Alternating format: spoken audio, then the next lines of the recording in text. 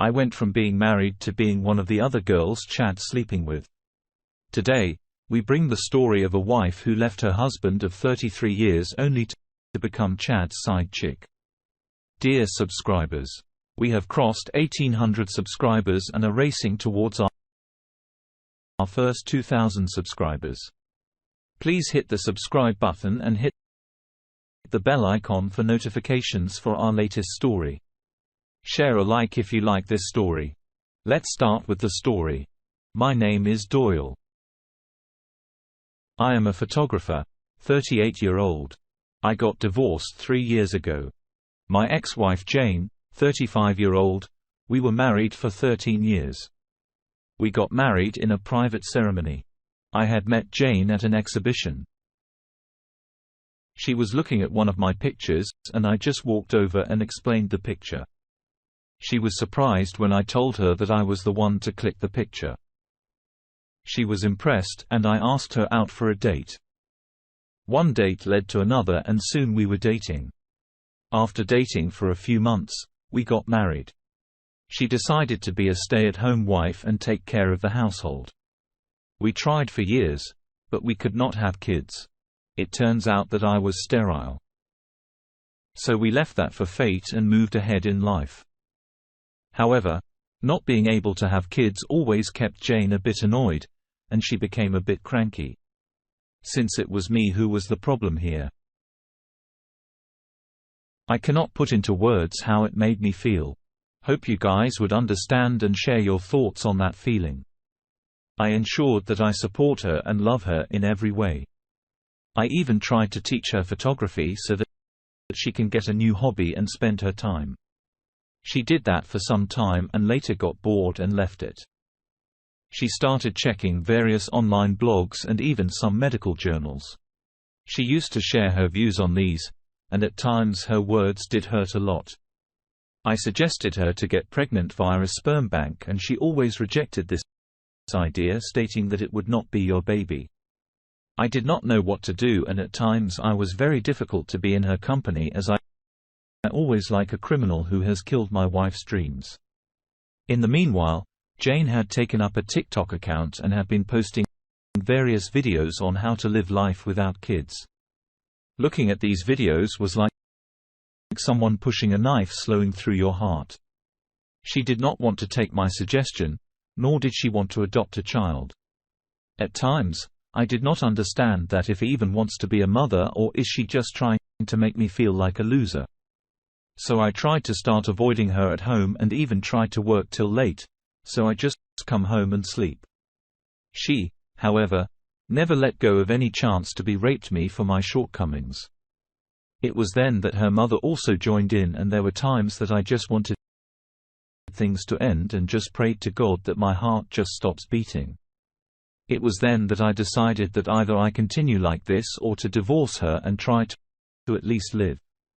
So I had a discussion with Jane and explained the situation and told her that it is best for both of us to get separated and live our lives separately. She started crying and explained that she does not want to be divorced, and I'm ready to give up her desire for kids. I wanted to believe her, as my heart wanted to be with her, but I knew that it would not take long for her mother to poison her mind and Jane would just put the dagger down my heart. So I was determined and filed for divorce. I moved out of the house, and a few months later, I gave that house to her as settlement, and we did not keep any arrangement for any monthly payments. It was a cordial separation, and we decided to stay in touch. I did not want to, but I just had to say it for the sake of saying it. I wish her good luck and took a flight for South Africa, as I wanted to go into the wilderness for a photography assignment. I also wanted to just go away from everything. So here I was in a small resort in Kruger National Park, having my coffee. And while checking my phone, I see a video of my ex-wife.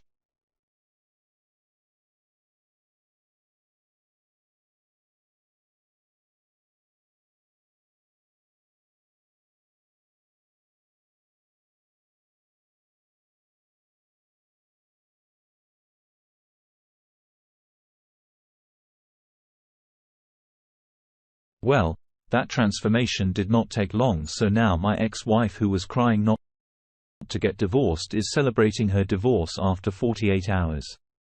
Not sure what else I would see. I did not mind that celebration, as I, myself, was enjoying my freedom, not in a flashy way, but just my way. A few months later, I read a blog that she had written for some feminist magazine that she had started to work with. A part of that article read, "I thought that if a man liked me enough to date me and to sleep with me, then he liked me enough to be my boyfriend. It's honestly kind of cute now how stupid I was, but that's not how dating works. There are plenty of men that will take you out on dates, that will tell you you're amazing, that will have mind-blowing sex with you and then act like you don't exist. And so I was so used to being somebody's wife that I thought if I just show what a great wife I can be, they'll love me. If you hear one thing, don't do that. I can cook for you. I can clean for you. I can plan things for you. I can support you. I can be your therapist." All it did was keep the wrong guy around longer, which will zap you of any and all self-worth. I stayed with the guy who was hot and cold. I stayed with the emotionally unavailable guy. I stayed with the guy who was still in love with his act. But looking back, I now realize that that was all necessary for me to grow when we know better. We do better. 3 months. And that is way too many sausages. Jada Pinkett Smith would add you to her book as an inspiration, and Will Smith would make a movie on you. Disney and Marvel would cast you as the new She-Hulk. I just laughed and went out with my Canon to click some lions. While I was busy making lions famous and back at home, my ex-wife just dropped a new video. Since I do not want to spoil it with an I voice like mine right now, I will let you hear her voice. "So I was seeing this guy, and the last time we hung out, he tried to convince me not to use a condom, and I asked him to leave. He later apologized, and we talked in a while. He called last night, and we were chatting. And he was like, 'I have community. I was wondering if it's because you went on birth control. Maybe you've been hormonal.' I said, 'No. I told you I don't take birth control.' It makes me feel like he said, 'Well, one of the other girls I'm seeing just started this non-hormonal control. Maybe that would work for you.' I cannot believe I'm here. Like, I went from being married to hearing, 'One of the other girls I'm sleeping with, you should try the birth control she's using so I can she without a cotton. I hate it here.' So, basically, the wall just arrived on her face. What happened to me in these years? I got married and I have a son. No. I did not magically become potent. He is my stepson, but I love him like my own. I married a woman in South Africa, and I have planned to settle here.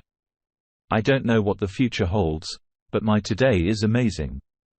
Dear listener, if you have reached this far, please click on the subscribe button.